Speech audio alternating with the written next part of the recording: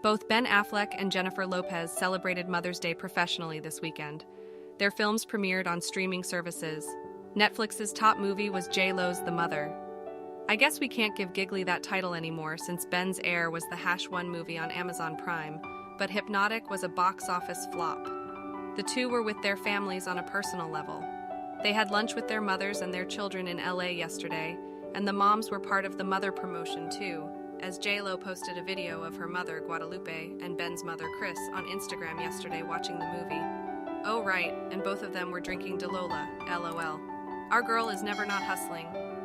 Yet despite the fact that Bennifer is going about their business the same way they have for the past 2 years, people are still talking about last week and the photo assumption at the Mother premiere.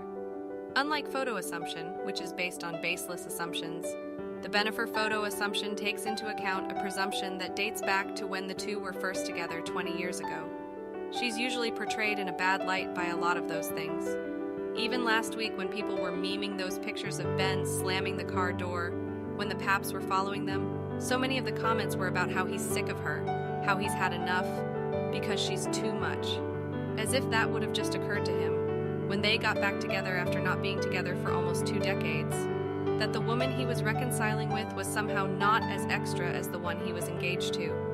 The truth from what Ben says, what J-Lo did, and what she became when they were apart, is actually an attraction for him. He's talked about it many times, the J-Lo-ness of her life, how her level of fame amazes even him, and he's super famous.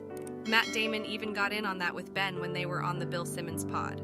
But the too much thing remains a fixation and a flaw where J-Lo is concerned, which, I can't understand why. Who is out here wishing for a diminished J-Lo? How does that help anyone?